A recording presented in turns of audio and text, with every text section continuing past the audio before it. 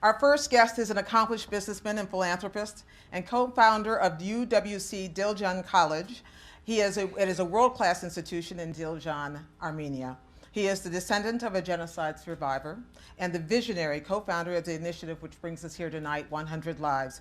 Please welcome Mr. Ruben Vardanyan.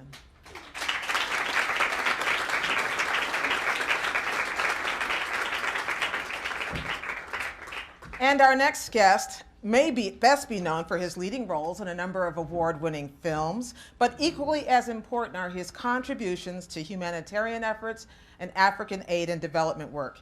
He's the co-founder of the Darfur Aid organization, Not on Our Watch, and he has used his celebrity for good, often despite putting his own safety at risk. To shine a light on modern human rights abuse, Mr. George Clooney.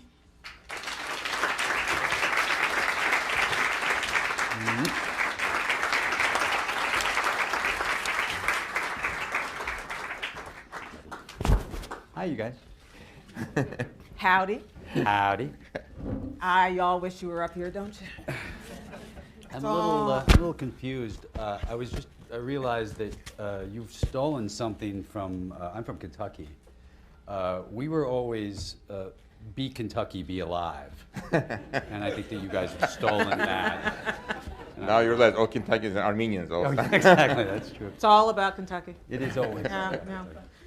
But it's also about saviors and survivors. It's also about misery and about compassion.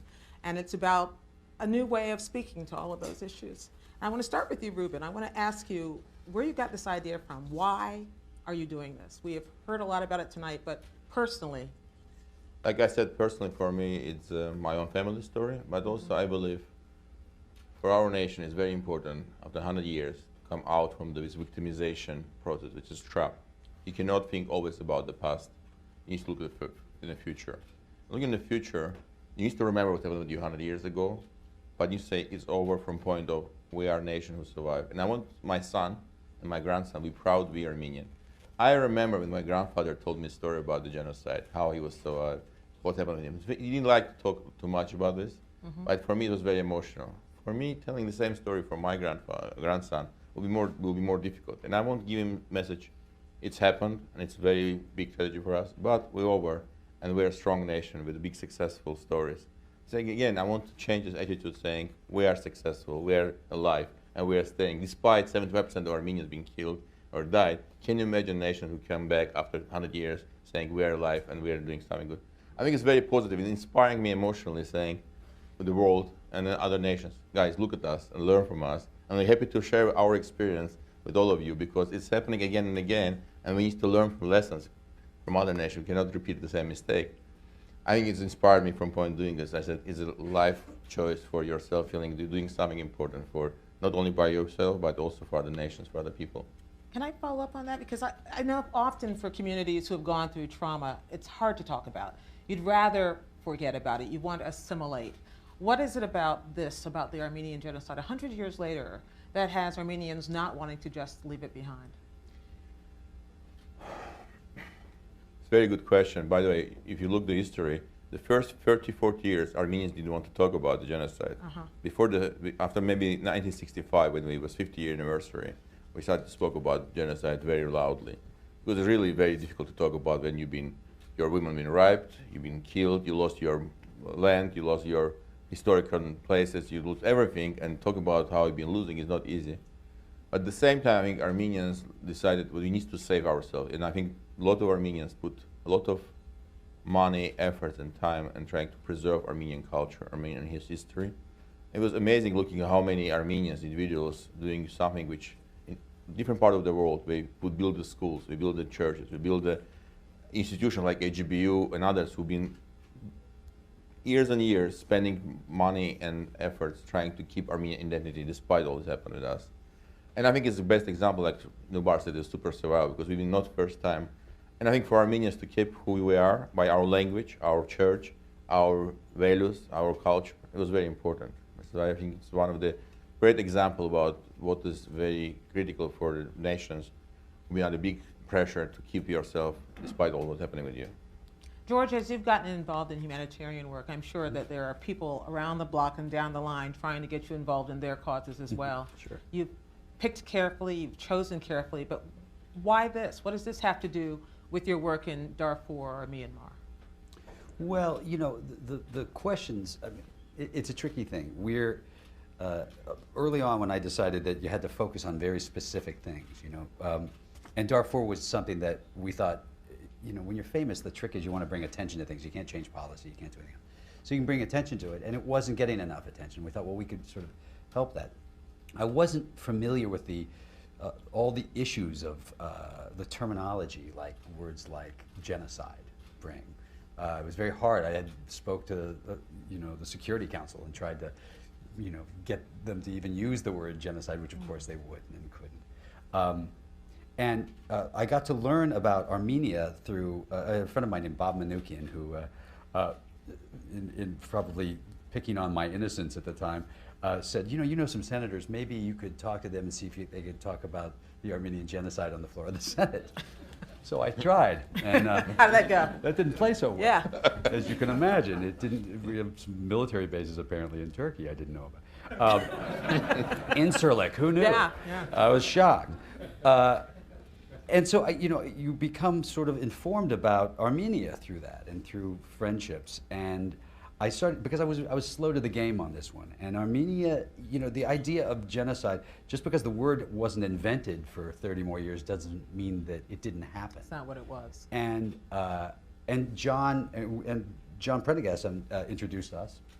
And we started talking about the thought that we have a lot of the same ideas of what we want to do. We're looking at the prevention of, you know, we don't want to triage at the end. I think that's silly and too late.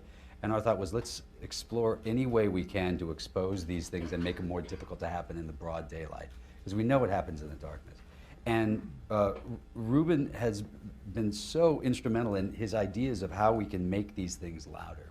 And I thought that's a really great place for us to be, not just to talk about the atrocities, but talk about the heroism of people that had no reason to do it.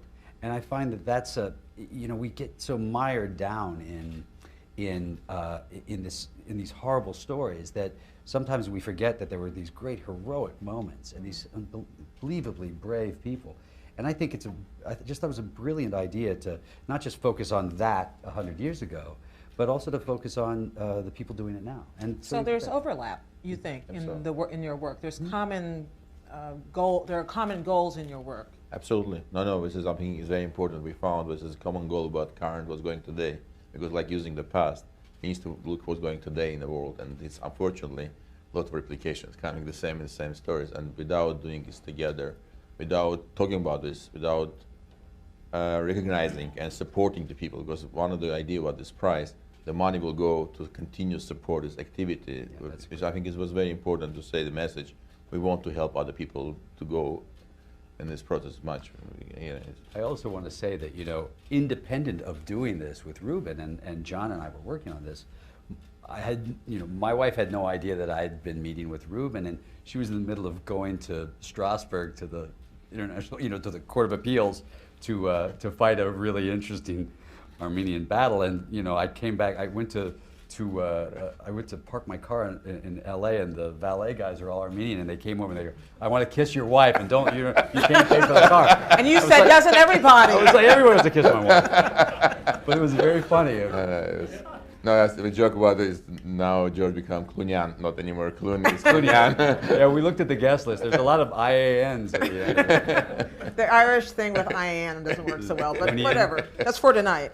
I'm curious about what you think. How do you sell a topic like genocide? Sell probably sounds too crass, but this is not something people spontaneously want to talk about at a dinner party or even at a cause event. And they also, it's one thing to talk about it from the past and to celebrate an anniversary, and it's another thing to talk about it in the present, as you were seeing in Darfur. But how do you get people to listen when the G word is involved? Well, it's tricky because apathy is such a big player in all Right. this.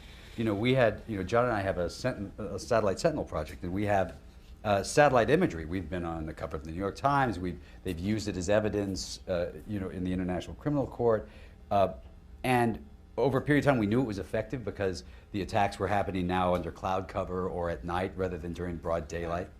And we felt that that was a really effective tool for a period of time. But then you realize, and I would imagine that Omar al-Bashir would realize at a time, that if nobody's going to do anything when you actually see that, when you see the bombardment of the Nuba Mountains, right. You see those are innocent people being killed by troops, period. Former Janjaweed troops who are now, they have a new name, but they're the same people. When you see that that just keeps continuing anyway, you realize that, well, then we could just go ahead and do whatever we want. Apathy is the big player here, and it's very difficult to find ways to keep the subject alive. It's hard to do, and we see it all the time. There are very quick hits in the news. As you know, you have to deal with it a lot. It's very hard to keep it sustained, and sustained is the only way it works. If I may bring the example of what 700 years ago, I think it's a very interesting story, which I'm sure not every American knows. From 1915, New York Times was the first newspaper to publish articles about the genocide going in Ottoman Empire. And it was many publications. And it was the first time I used saying it's a crime against the humanity. And it was money raised around the entire America. Again, it was an amazing campaign. Can you imagine $150 million was raised? But what happened in 1921, everything was stopped, okay? 1921, after that, you will not read anything about genocide. Why? Because the government decided that Turkey is our partner, okay? And this has become the policy not to talk much about this subject anymore.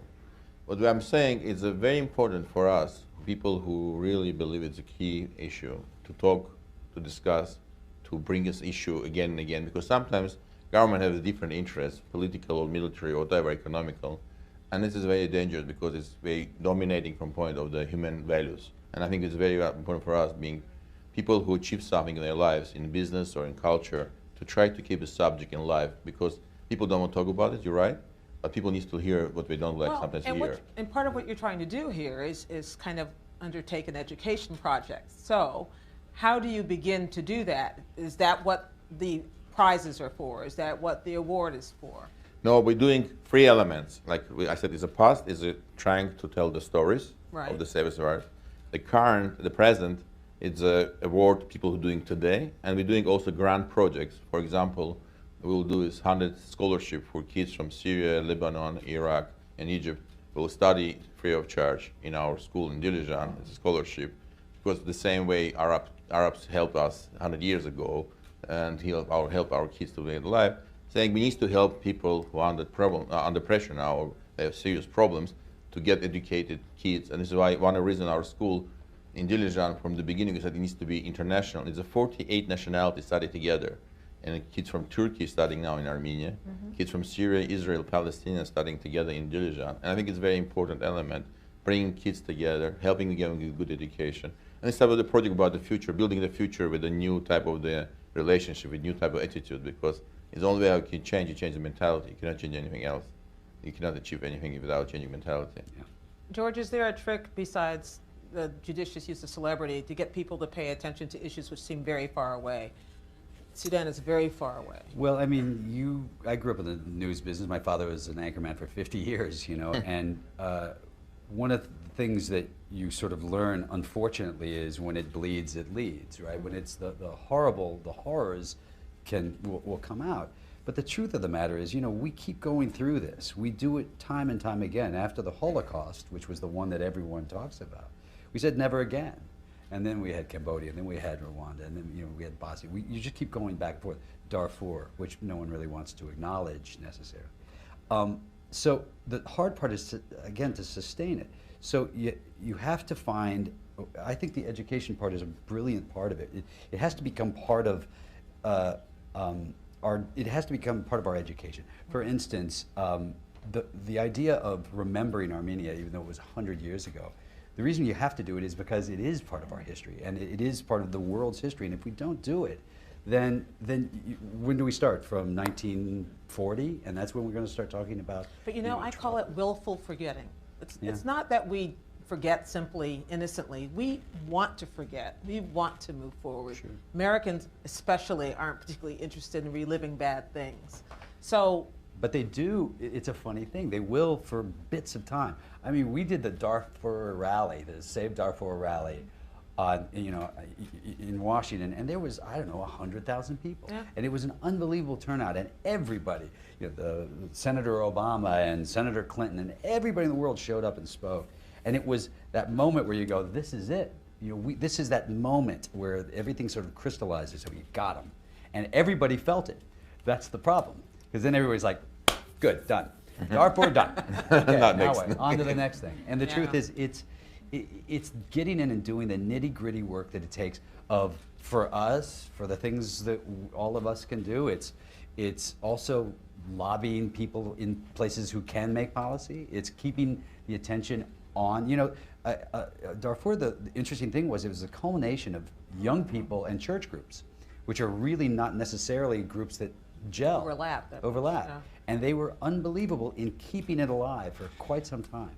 And you have to continue to find roadmaps through that and find ways to keep it, on the tip of your tongue. You see, I remember in my church it was a big issue for a while, but I haven't heard it talked about a lot. One of the things I find interesting about 100 Lives, Ruben, is that you're trying to find a way to seed it. You're trying to reward people here, there, with smaller grants, with ways of making it a more broad-based conversation. Is that fair? Yeah, it's true, absolutely. And also we want to make these projects in different parts of the world, showing it's not just word, not just information, but also action. Because I think the action is very important, doing something. It's one of the critical, because we're talking too much sometimes and not doing too much. What is your ideal for action? We have a different projects which we're really trying to implement in different parts of the world. For example, I mentioned about the Syria, Iraq, Lebanon.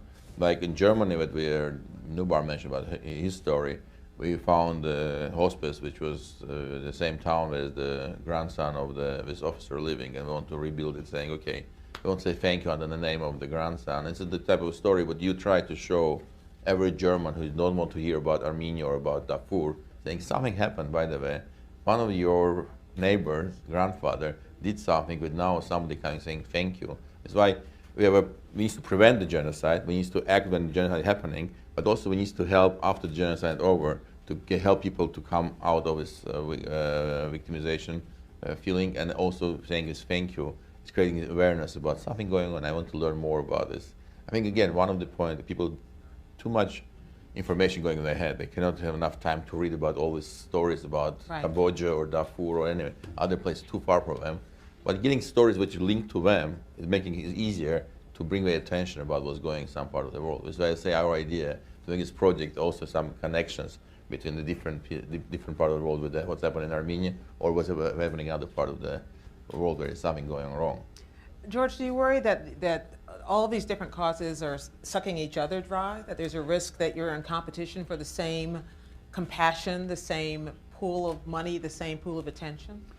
Well, I don't know that there's a limit on how much you can care. I don't think that there is. I think that I think we have an incredible capacity to understand complex situations. I think that the mistakes we make is when we think it's too much, when you go, well, they can't handle that. They think, well, they can't handle hearing the truth, or they can't. For example? Or it's too many. Well, if a big part of what we learned in talking about, like John and I would go to the Nuba Mountains, and you realize that you had to be able to explain to people the Nuba Mountains are different than Abyei, than further south in South Sudan, which was also going through its own crazy times.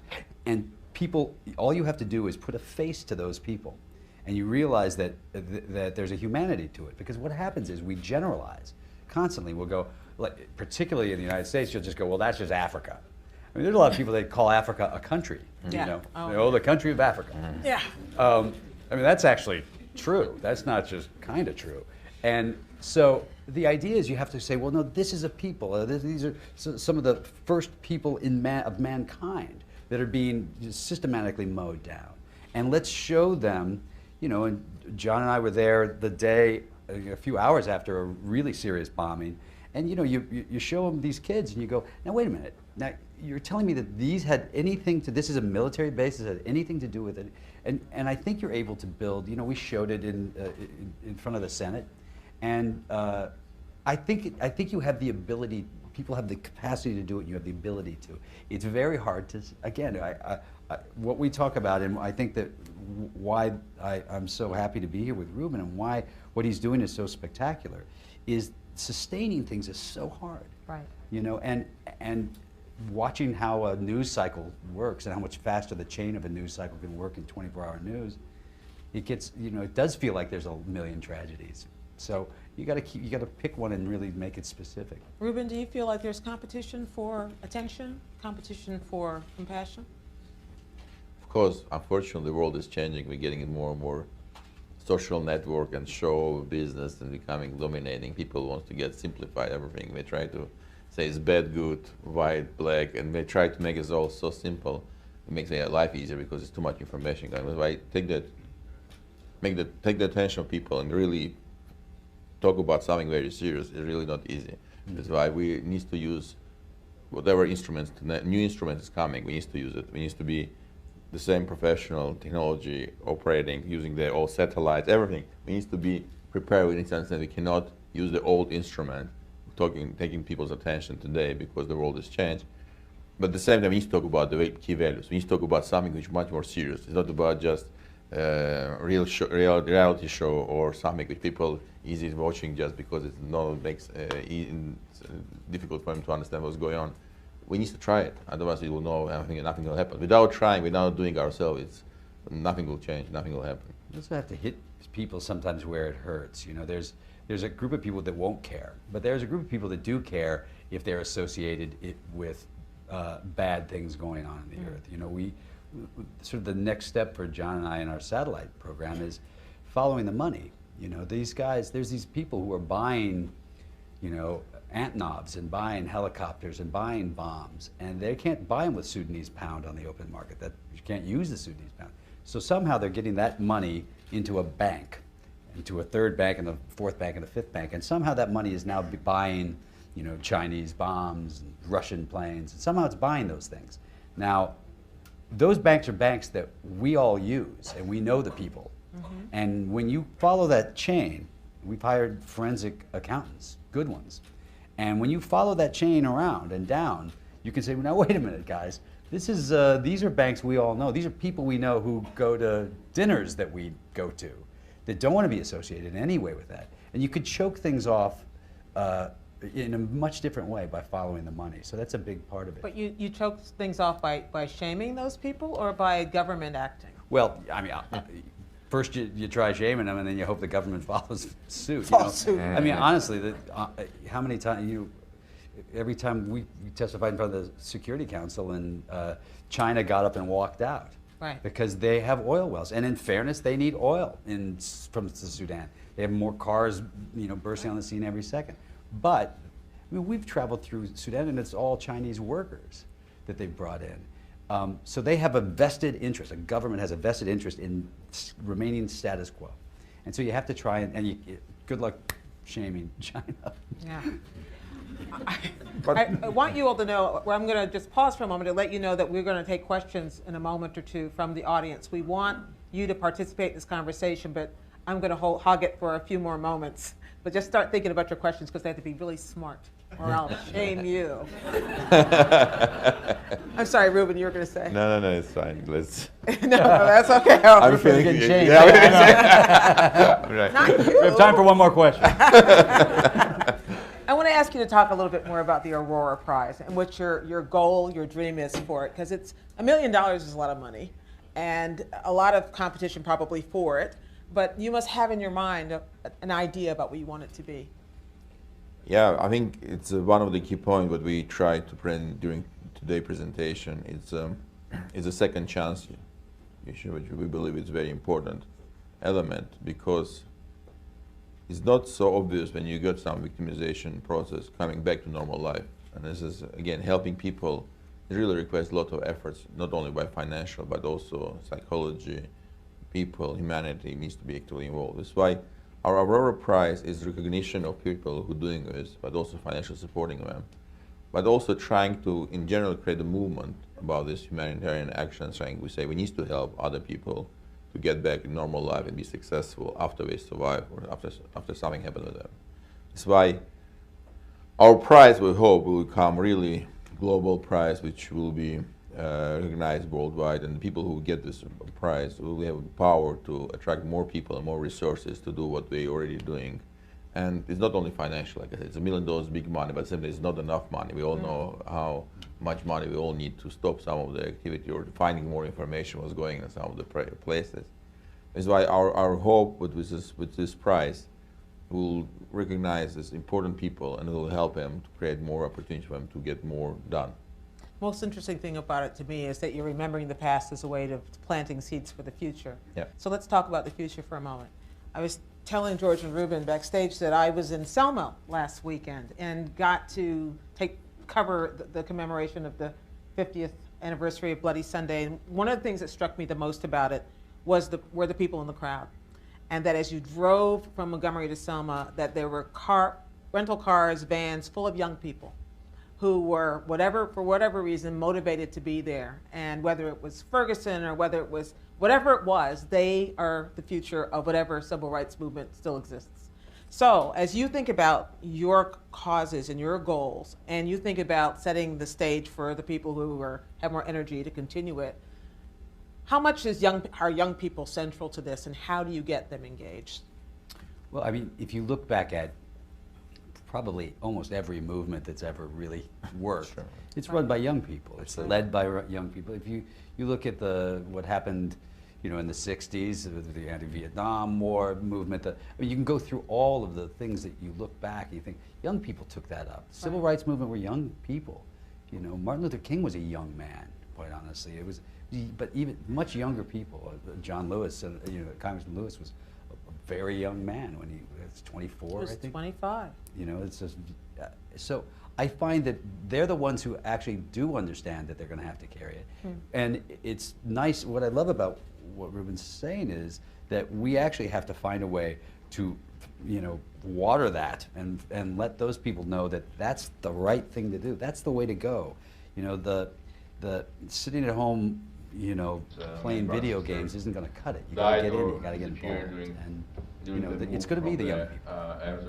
Absolutely, I totally agree. And we are doing this whole education project in Armenia and in Russia with my wife, and we all see this energy, inspiration. People really. We want to lead by example. The one point we need to understand, it cannot be leading by wording, it needs to be leading by example. The school what we started in Armenia, we got 200 people who support the school, okay, and from worldwide, not Armenian only. And this is an amazing example for people. It can be done. It can be done in Armenia, something that nobody believed can be done. They're not waiting for you to lead the way, they're already ahead of you. Yeah, now, absolutely. And now, in the school, you go as kids, 16 years old, you'll be amazed how they patient, we have an inspiration, we're trying to change the world. We all they dream to change the world, and we're coming from different countries together, thinking about how we can change, how we can make the world better. United World College system is amazing because we really collect these kids from different places, and we're coming with the big belief we can change the world. We need to help them. Changing the world, that's a nice goal. I'm going to open this for questions now, and all I ask is that you identify yourself and that you make it a question. And then I'll decide who gets to answer it. We'll start right here, then we'll make our way over. First. Could you stand? Could I stand? Yes. I like the darkness. I thought the state motto of Kentucky was down the stretch they come, but that little derby's coming up, everybody. It didn't seem right here. Yeah. Tell everybody who you are. Oh, yes. I'll let the voices in my head tell you. It's Richard Roth of CNN.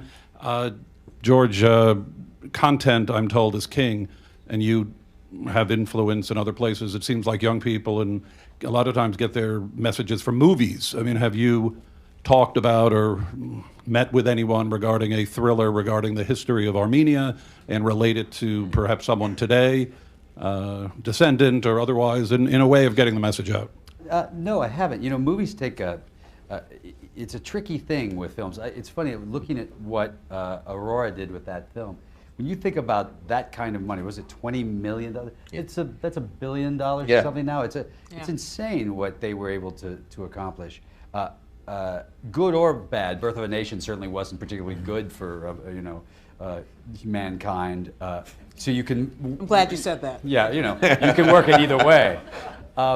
But you know, there's an awful lot of good that you can do in television as well, not just films. It's finding the right storyline and finding the right thing. Again, it's sort of like, you have to attach it to someone. Aurora is someone that it's a beautiful story to attach it to. So it'd be nice if that's a story that was made again. That would be a nice way to do. Another question. Where is my microphone? Oh. Is this working? Now it's Susanna Schrobsdorf from Time Magazine. Hello. I had a question, I guess, we're 20 years out since Hillary Clinton talked about how women's rights are human rights and human rights are women's rights. And I think we're kind of having a moment where violence against women is in the news. I think this weekend we had International Women's Day, and women in Turkey protested against what's called femicide, which is maybe something you want to comment on, like, does that exist? Does it exist? And how do you harness the energy when something's in the news like this and when there's a sort of natural moment for protest or uprising? How do you harness that, similar to civil rights? Ruben? You want to take that one? I prefer it. Well, it's obviously, you know, one of the important things is that we forget that, or we sometimes don't understand that rape is actually used as a tool of genocide. It isn't just this, you know, rowdy bunch doing horrible things. They're actually doing specifically designed to destroy an entire race of people. And we have to continue to fight that battle. We have to continue to remind ourselves and everyone else that this is not just a crime. This is a crime against humanity, and it has to be treated as such.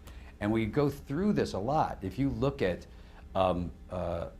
certainly in Darfur, but you can go down the list and you can see it through every single one of these genocides. That was one of the tools. So women's rights as a human right, of course, needs to be always addressed when we're talking about genocide. I think it's one of the major players, one of the major topics when we're talking about it. I think John and I address it almost every time. We just wrote an op-ed piece in New York Times about it. Next question. I shouldn't say New York Times in front of Time Magazine. She can take it. She can take it. There's someone right here. There's a microphone coming to you, sir. My name is Canada. Oh, there we go.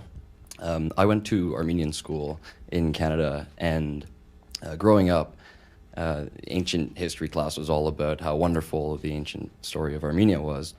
And then the modern history was all about death and despair. And I'm slightly ashamed to say that I kind of tuned out because it was such a negative theme.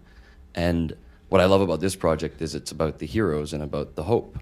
And Ruben, I'm curious to know, have you always thought this way, or was there something that changed that gave you this idea?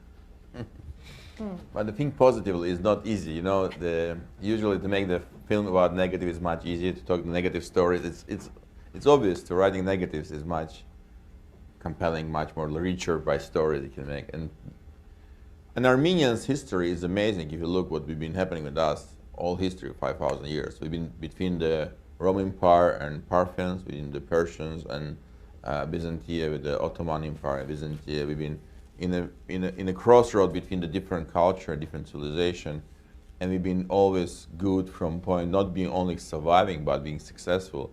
Can you imagine Armenians going in Singapore or Burma when many of people never go to the main city, which is not far from the villages?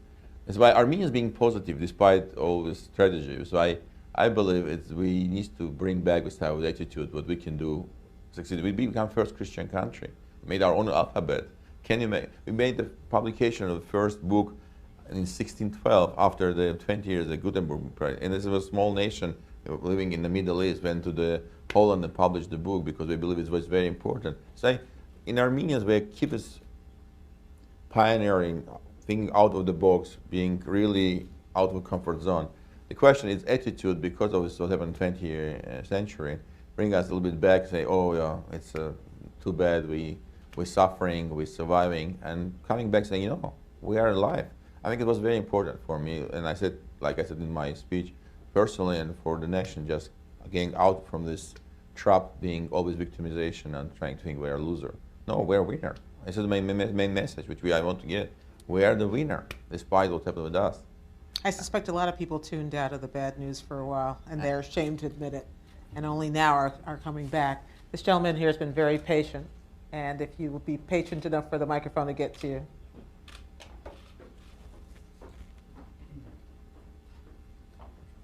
He's very tall. Yeah, very tall. Yeah.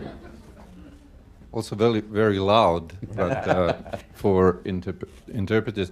First of all, I have to say on a personal note, as a Bosnian, I immensely value what you do and identify with it. But also, my name is Refik Hodzic. I come from the International Center for Transitional Justice, and we are an organization that is working on exactly that, on trying to work for accountability and acknowledgement for mass atrocity to prevent future abuses.